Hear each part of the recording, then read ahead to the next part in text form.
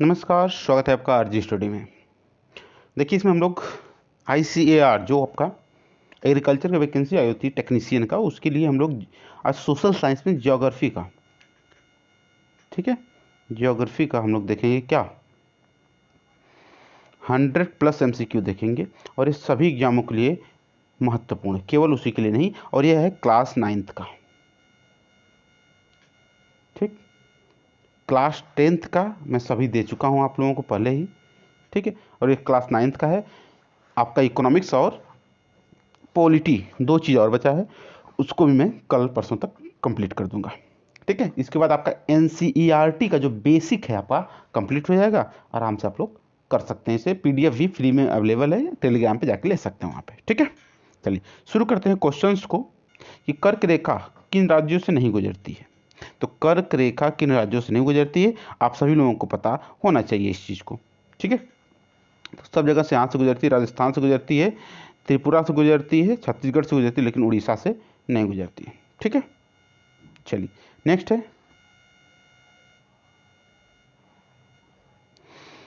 कि भारत का सबसे पूर्वी देशांतर कौन सा है। तो भारत का सबसे पूर्वी देशांतर है 97°25'। इसे पढ़ते हैं 97°25'। अरुणाचल प्रदेश के किबिथु। अच्छा नेक्स्ट है कि उत्तरांचल, उत्तर प्रदेश, बिहार, पश्चिम बंगाल और सिक्किम की सीमाएं किस देश को छूती हैं। तो आपका जानते हैं, उत्तरांचल उत्तर प्रदेश हो गया, बिहार हो गया, पश्चिम बंगाल हो गया, सिक्किम हो गया। इन सभी की सीमाएं जो आपके ऊपर नेपाल है इसी को छूती है, नेपाल, ठीक है। ये यहाँ पे ऐसे, ठीक है।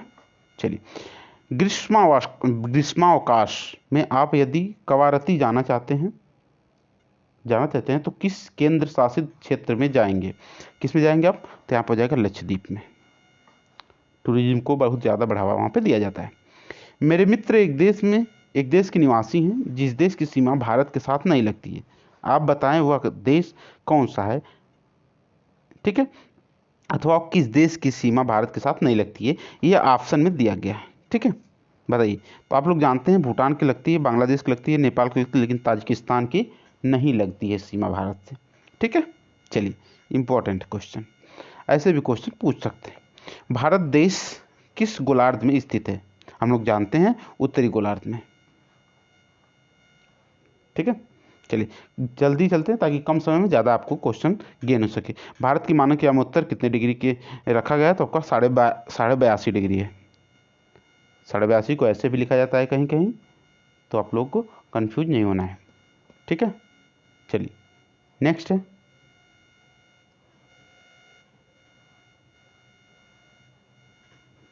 भारतीय भूभाग का कुल क्षेत्रफल लगभग कितना है। तो जाएगा 32.8 लाख वर्ग किलोमीटर है आपका। कौन सा देश क्षेत्रफल में भारत से बड़ा नहीं है, ठीक है। कौन सा क्षेत्र भारत से बड़ा नहीं है। तो आप जानते हैं श्रीलंका बहुत ही छोटा है। अच्छा नेक्स्ट है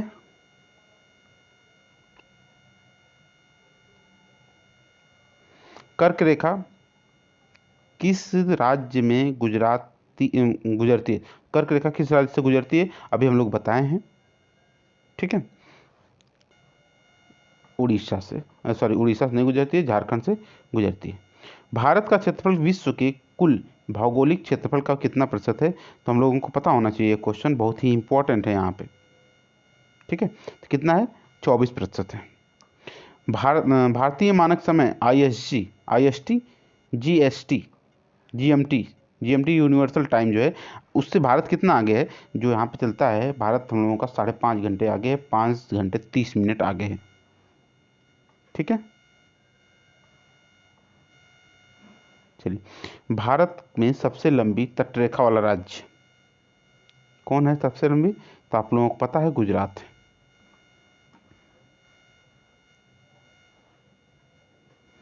इनमें से कौन सा देश भारतीय उपमहाद्वीप देशों में गिनती में नहीं आता है। देखिए भारतीय उपमहाद्वीप की जब बात हम लोग करेंगे तो उसमें कौन कौन से आ जाते हैं।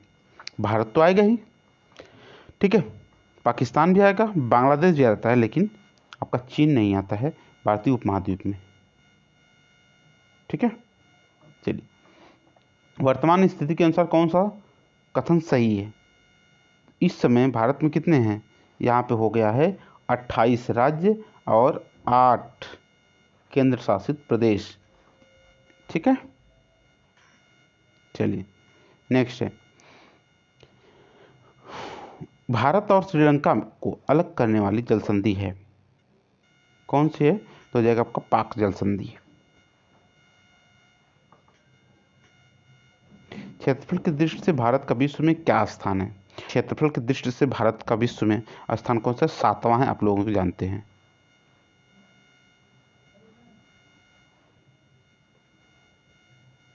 ठीक है, चलिए अब हम लोग आ जाते हैं भारत का भौतिक स्वरूप कैसा है वो देख लेते हैं।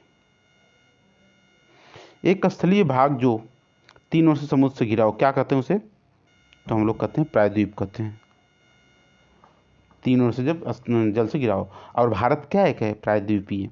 ये देखिए ऐसे है ना, भारत इधर भी बंगाल खाड़ी, इधर अरब सागर, यहाँ पे हिंद महासागर नीचे, तो यहाँ पे 3 तरफ से है, इसलिए प्रायद्वीप कहते हैं।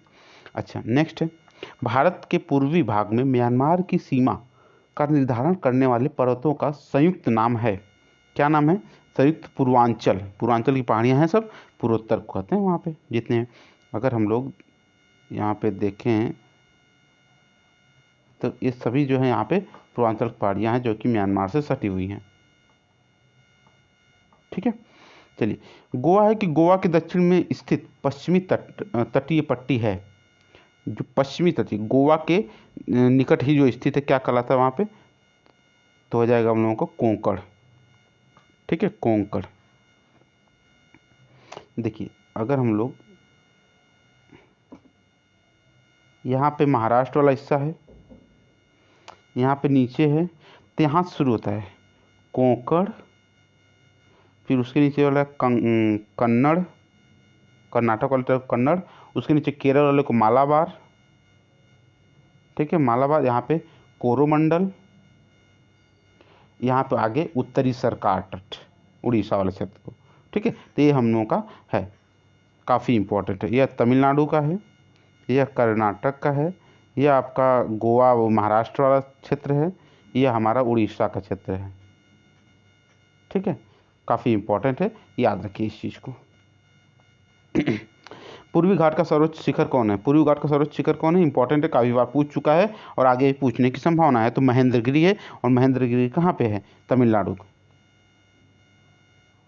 चलिए नेक्स्ट है, भारत का कौन सा स्थान 3 सागरों से मिलन स्थल पर स्थित है? तो हो जाएगा आपका कन्याकुमारी।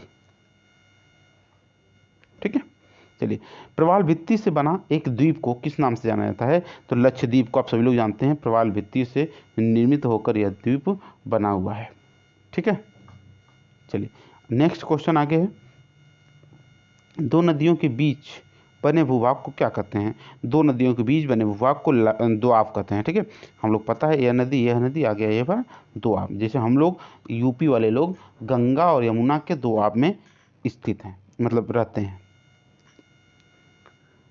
तो हो जाएगा आपका, हिमालय की सर्वाधिक ऊंची श्रृंखला कौन सी है? हिमालय की सर्वाधिक ऊंची श्रृंखला कौन सी? एवरेस्ट है, 8850 अब हो गया है 48 से। ठीक है, भारत में हिमालय की सर्वाधिक ऊंची श्रृंखला का नाम क्या है? अथवा भारत में हिमालय की सर्वाधिक ऊंची श्रृंखला का नाम क्या है? अथवा भारत का सबसे ऊंचा पर्वत कौन सा है? तो भारत का सबसे ऊंचा, देखिए भारत की हिमालय की सर्वोच्च ऊंची श्रृंखला, लेकिन वो भारत में स्थित है। एवरेस्ट भारत में स्थित नहीं है, वो कहाँ पे है? आपका नेपाल में स्थित है, इसीलिए यह बताया जा रहा है। तो यहाँ पे हो जाइए, देखिए नंगा देवी, नंगा पर्वत, नंदा देवी, कंचनजंगा, और इनमें से कोई कंचनजंगा आ जाएगा। कहाँ पे पाया जाता है, कहाँ पे स्थित है? सिक्किम में। ठीक है, चलिए नेक्स्ट है कि हिमालय भारत के किस भाग में स्थित है? हम लोग जानते हैं उत्तरी भाग में स्थित है। चलिए फटाफट चलते हैं आगे, कि हिमालय की सबसे भारी श्रृंखला है कौन सी है? सबसे भारी श्रृंखला शिवालिक है। नेक्स्ट है, विस्तृत ऊपर उठा भूभाग जिसके ऊपर के मैदान अपेक्षाकृत समतल होते हैं, क्या कहते हैं? पठार कहलाते हैं, क्योंकि ऊपर के हिस्सा जो है समतल होते हैं। कुछ दूर उठे तो रहते हैं, जैसे ऐसे उठे रहेंगे लेकिन यहाँ पे ऐसे रह जाएंगे, तो क्या ऐसा कर लेते हैं, पठार कर लेते हैं। ठीक, चलिए नेक्स्ट है कि संसार की सबसे ऊंची शिखर कौन सी है। संसार की सबसे ऊंची शिखर माउंट एवरेस्ट है, हम लोग जानते हैं। इसका ऊंचाई कितना है, 8,848 से 50 आपका बढ़ता रहता है। ठीक है, और अरब सागर में भारत का कौन सा आपका द्वीप समूह है, तो जाकर लक्षद्वीप समूह है अरब सागर में, हम लोग जानते हैं। जैसे यह है आपका लक्षद्वीप, यह आप बंगाल खाड़ी, नीचे आपका हिंद महासागर। ठीक है, याद रखिए। किसी किसे बादलों और वर्षा का राज्य कहा जाता है, किसे बादलों और वर्षा का राज्य कहा जाता है, देखिए यहाँ पे मेघालय में। क्यों होता है, क्योंकि गारो खासी जयंतिया, गारो खासी जयंतिया तीनों हैं पर्वत ऐसे हैं कि उसमें अगर मानसून एक बार चला जाए तो फंस जाता है उसी में, और काफ़ी वर्षा हमेशा होती रहती है। ठीक है, चलिए किसके उत्तर में अंगारा भूमि है, भूमि थी। ठीक है, तो किसके, तो जाएगा गोंडवाना।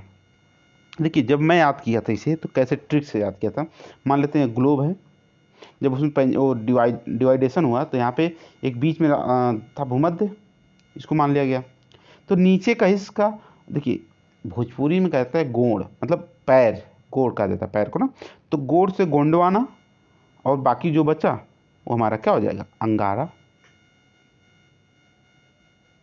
ठीक है, अंगारा, ये गोड़ से गोंडवाना हो गया, नीचे नीचे का हिस्सा पैर है, पैर से आपका हो जाएगा गोंडवाना। ठीक है, चलिए तो गोंडवाना हो जाएगा नीचे का, और ऊपर का हिस्सा क्या हो जाएगा, अंगारा हो जाएगा। नेक्स्ट है अपवाह, देख लेते हैं, काफ़ी इंपॉर्टेंट है। कौन सा वृक्ष की शाखाओं के समान अपवाह प्रतिरूप प्रणाली को दर्शाता है, तो हम लोगों का कौन सा हो जाएगा आपका, देखिए ध्रुमाकृतिक, ध्रुमाकृतिक जाली मतलब आपका हो जाएगा ऐसे करके, ऐसे ऐसे ऐसे ऐसे चारों तरफ फैला रहता है। ठीक है, चलिए वूलर झील निम्नांकित में से किस राज्य में स्थित है, तो जाएगा आपका जम्मू कश्मीर में। नर्मदा नदी का उद्गम कहाँ से है, नर्मदा नदी का उद्गम कहाँ से है, तो अमरकंटक की पहाड़ी से। ठीक, निम्नलिखित में से कौन सी लवणीय जल वाली झील है, सांभर है, राजस्थान में स्थित है। ठीक है, चलिए नेक्स्ट है निम्नलिखित में से कौन सी नदी प्रायद्वीपीय भारत की सबसे बड़ी नदी है, प्रायद्वीपीय भारत की सबसे बड़ी नदी है गोदावरी है, काफी इंपॉर्टेंट है गोदावरी। ठीक है, चलिए नेक्स्ट है निम्नांकित नदियों में से कौन सी नदी भ्रंश घाटी से होकर बहती है, तो निम्नलिखित नदियों में से कौन सी नदी भ्रंश घाटी से होकर बहती है, तो आपका हो जाएगा आंसर, दो नदियां हैं, यहाँ से ये है आपका नर्मदा जिसका नाम है, और इसका नाम है तापी। यह आपका हो जाएगा मध्य प्रदेश, यह भी मध्य प्रदेश। ठीक है, काफ़ी इंपॉर्टेंट है, तो इसमें नर्मदा तो दिया नहीं है, तापी, इसलिए हम लोगों का आंसर हो जाएगा। चलिए नेक्स्ट है कि निम्नलिखित में से कौन सा प्राकृतिक झील है, देखिए कौन सा प्राकृतिक झील है और कौन सा आपका है, तो यहाँ पे हो जाएगा प्राकृतिक झील की बात करेंगे चिल्का झील हो जाएगा प्राकृतिक, हीराकुंड माद आप लोगों का कृत्रिम है, और गोविंद सागर भी कृत्रिम है, तो हम लोग का आंसर क्या हो जाएगा, चिल्का से, चिल्का। निम्नलिखित में से कौन सी लवणीय जल वाली झील है, कौन सी लवणीय जल वाली झील है, तो सांभर झील जो है लवणीय जल वाली झील है। ठीक है, राजस्थान में पाया जाता है। ब्रह्मपुत्र नदी को तिब्बत में क्या कहा जाता है, सांगपो, इस चीज को याद होना चाहिए, सांगपो। तिब्बत के पूर्व मानसरोवर के पूर्वी हिस्से से निकलते हुए यहाँ से तिब्बत से आते हुए यहाँ से नामचा बरवा के, नामचा बरवा जो भारत का अरुणाचल प्रदेश में पर्वत है लास्ट वाला, उसी से एंट्री करते हुए यहाँ से आपका दिहांग नदी के सहारे दिहांग नदी बनती है, फिर आके उसमें दिबांग नदी जब जुड़ती है, असम में आके लोहित नदी मिलती है, तो असम में ही इसका नाम ब्रह्मपुत्रा पड़ता है, और ब्रह्मपुत्रा जाकर यहाँ पे पश्चिम बंगाल होते हुए आपका बांग्लादेश में जब गंगा से मिलती है तो वहाँ पे हो जाएगा आपका मेघना के नाम से कहलाता है, और जाके बंगाल की खाड़ी में गिर जाती है। ठीक है, तो वहाँ पे क्या हो जाएगा, Tsangpo, important question. Next, Bharat की सबसे लंबी नदी, बड़ी नदी द्रोणी कौन सी है? तो हम लोग जानते हैं सबसे लंबी नदी गंगा नदी को माना जाता है। ठीक है, चलिए 2500 किलोमीटर लगभग। नर्मदा का उद्गम किस राज्य में होता है? आपको आ जाएगा एमपी, मध्य प्रदेश। ठीक है, सिंधु जल समझौता किन दो देशों के बीच में, भारत और पाकिस्तान के? हुआ क्या था कि इसमें जो भारत यूज करेगा इंडिया, वो 20% जल को यूज करेगा और पाकिस्तान जो करेगा वो 80% जल का यूज करेगा। यही समझौता था भारत और पाकिस्तान के बीच में। नागार्जुन सागर नदी परियोजना किस नदी पर है? देखिए, अब इसको ट्रिक से भी आप याद कर सकते हैं। अर्जुन किसके साथ हमेशा रहते थे? कृष्ण जी के, जैसे मैं याद किया था। तो आपका हो जाएगा नागार्जुन सागर बाद आपका हो जाएगा कृष्णा नदी।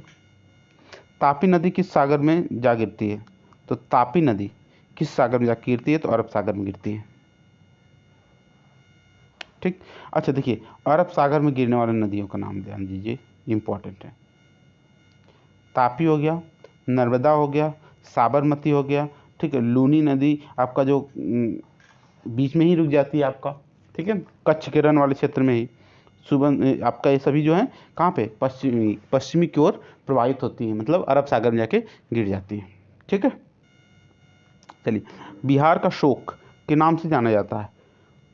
तो बिहार का शोक कोसी,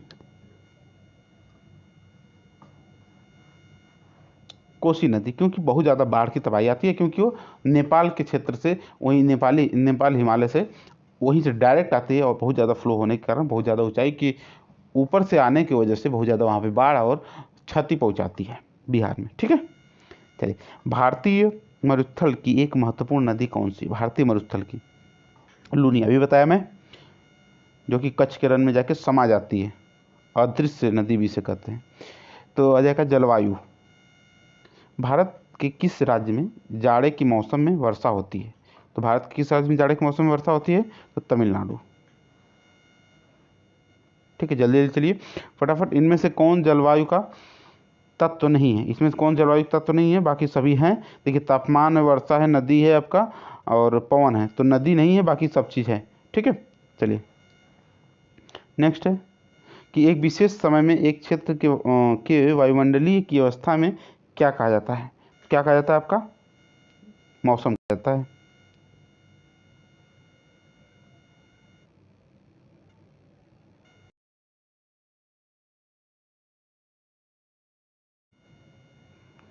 ठीक है, देखिए, एक मौसम में समय में एक क्षेत्र में, एक विशेष समय में एक क्षेत्र में वायुमंडलीय की अवस्था को क्या कहा जाता है? मौसम कहा जाता है। मानसून किस भाषा का शब्द है? तो आप लोग जानते हैं मानसून जो अरबी भाषा का शब्द है। उत्तर पूर्वी मानसून से सबसे अधिक वर्षा प्राप्त करने वाला राज्य कौन सा है? तो आपका हो जाएगा आंसर कौन सा है? तमिलनाडु है, क्योंकि नीचे से तमिलनाडु में पहली बार वर्षा होती है। अरे मतलब इधर से, जैसे आते हुए मानसून से कहाँ वर्षा ज़्यादा होती है?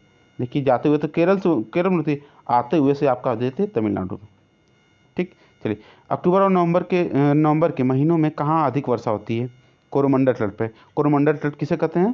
तो आपको हो जाएगा तमिलनाडु वाले तट को कोरोमंडल कहते हैं।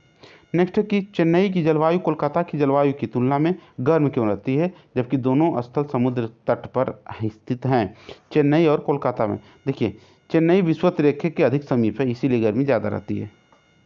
इंपॉर्टेंट है, काफ़ी इंपॉर्टेंट है। भारत के पश्चिमी तट पर वर्षा किस मानसून से होती है? भारत के पश्चिमी तट पर, तो आपको हो जाएगा दक्षिण पश्चिमी तट से, दक्षिण पश्चिमी से। ठीक है, चलिए नेक्स्ट है, आपका हो जाएगा कि निम्न में से किस राज्य में प्रत्यावर्ती मानसून का अधिक प्रभाव है? तो हो जाएगा तमिलनाडु में। ठीक है, चलिए नेक्स्ट है कि अक्टूबर गर्मी का प्रमुख कारण क्या है? अक्टूबर गर्मी का प्रमुख कारण क्या है? उच्च आर्द्रता के साथ संबंध, उच्च तापमान का होना, ये क्या कहलाता है आपका? अक्टूबर गर्मी के, मतलब ज़्यादा अक्टूबर में जो गर्मी पड़ती है उसके ज़्यादा यही कारण है। इनमें से कौन सा मरुस्थल भारत में स्थित है? इनमें से कौन सा मरुस्थल भारत में स्थित, आप लोग जानते हैं कि कौन सा? थार मरुस्थल है, जो कि राजस्थान के पश्चिमी इलाकों में पाया जाता है। मानसून निवर्तन से सबसे अधिक वर्षा कहाँ होती है? मानसून निवर्तन चेन्नई में होती है। ठीक है। भारत की सर्वाधिक वर्षा मुख्यतः प्राप्त होती है दक्षिण पश्चिम मानसून से। कहाँ से? दक्षिण पश्चिम मानसून से प्राप्त होती है। कौन सा? भारत की अधिकतम सर्वाधिक वर्षा मुख्यतः। ठीक है। निम्नलिखित में से कौन सा एक सबसे पुराना सूखा स्थान है? सबसे पुराना सूखा स्थान है, देखिए, तो कौन सा हो जाएगा आपका स्थान? लेह है। ठीक है। चलिए नेक्स्ट है कि भारत के पश्चिमी तटों में ग्रीष्म में अति उच्च वर्षा मुख्यतः किसके कारण से होती है? तो जाएगा उष्णकटिबंधीय अवस्थिति के कारण से। ठीक है। चलिए नेक्स्ट है प्राकृतिक वनस्पति एवं वन्यजीव देख लीजिए। सिमलीपाल जीव मंडल नीचे कौन से राज्य में स्थित है? तो सिमलीपाल जानते हैं और उड़ीसा में है। नेक्स्ट है किस वन में रॉयल बंगाल टाइगर पाए जाते हैं? पश्चिम बंगाल के जो आता है मैग्रोव वन, उसमें पाए जाते हैं Bengal tiger, royal Bengal tiger. Rubber एवं महोगनी का संबंध किस प्रकार की वनस्पति से है? तो हो जाएगा आपका उष्णकटिबंधीय वर्षावन। उष्णकटिबंधीय वर्षावन है, वर्धावन नहीं है, वर्षावन है।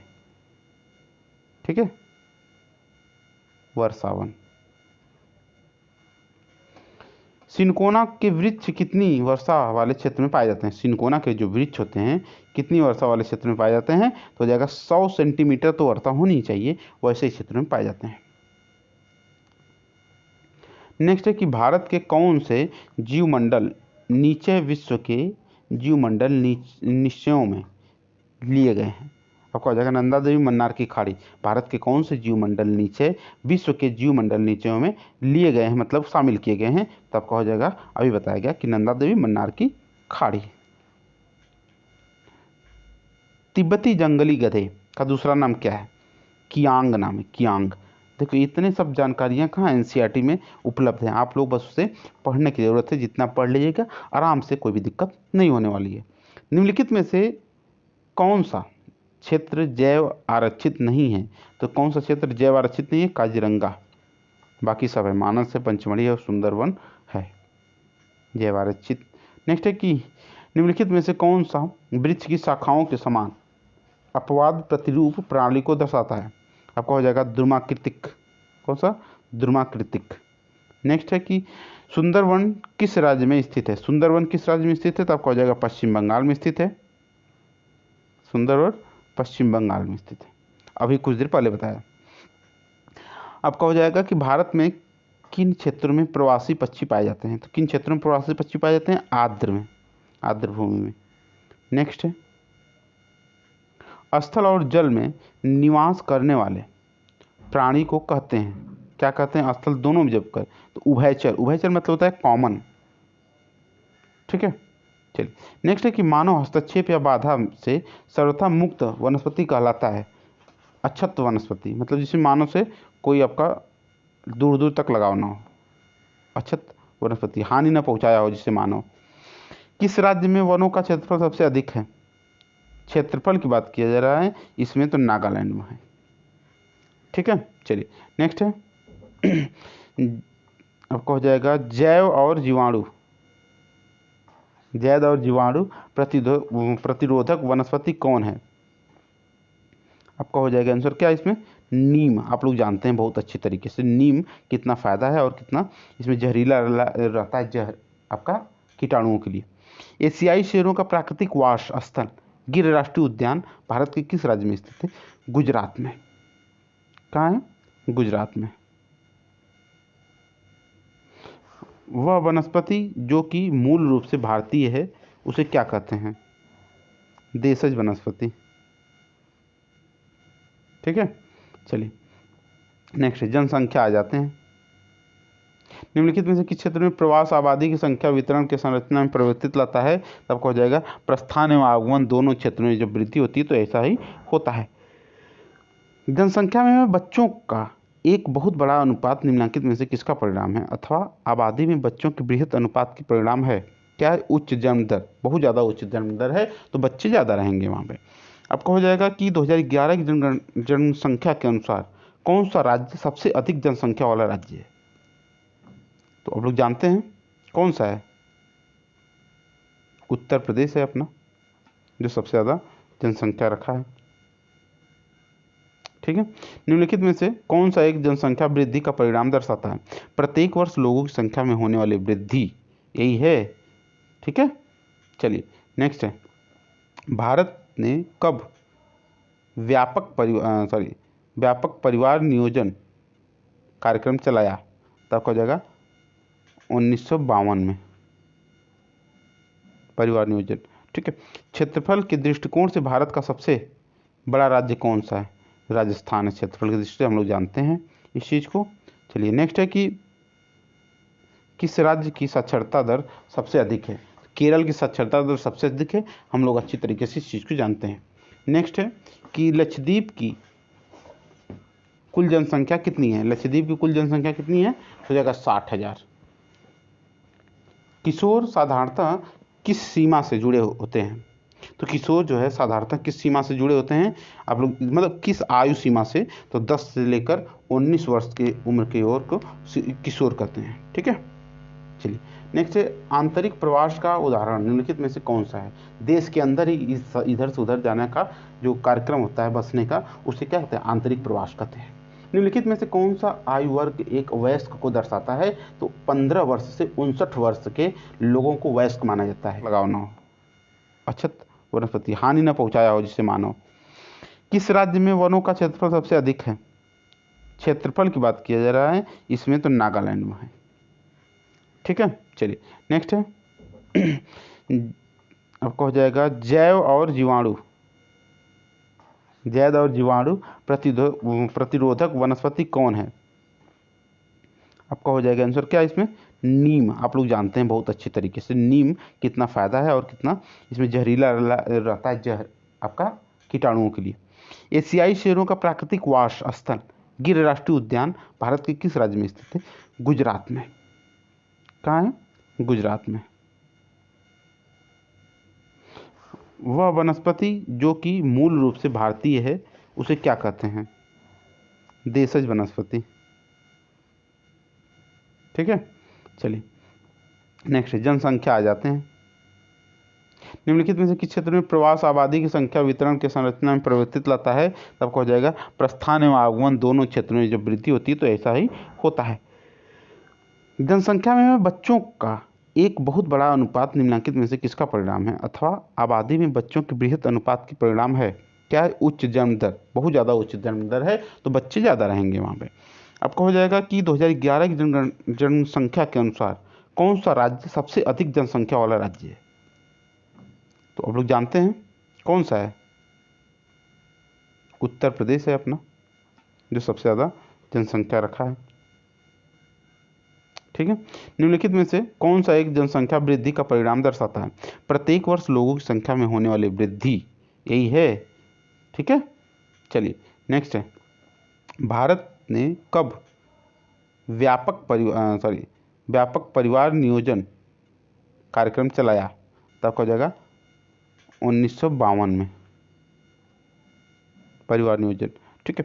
क्षेत्रफल के दृष्टिकोण से भारत का सबसे बड़ा राज्य कौन सा है?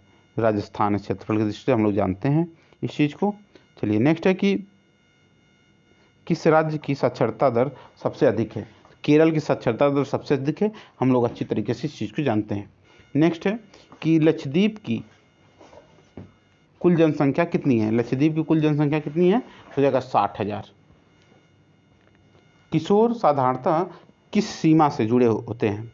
तो किशोर जो है साधारणतः किस सीमा से जुड़े होते हैं आप लोग, मतलब किस आयु सीमा से? तो 10 से लेकर 19 वर्ष की उम्र की ओर को किशोर कहते हैं। ठीक है, चलिए नेक्स्ट है, आंतरिक प्रवास का उदाहरण निम्नलिखित में से कौन सा है? देश के अंदर ही इधर से उधर जाने का जो कार्यक्रम होता है बसने का, उसे क्या कहते हैं? आंतरिक प्रवास कहते हैं। निम्नलिखित में से कौन सा आयु वर्ग एक वयस्क को दर्शाता है? तो 15 वर्ष से 59 वर्ष के लोगों को वयस्क माना जाता है। तो आपका हो जाएगा 382 व्यक्ति पर वर्ग किलोमीटर।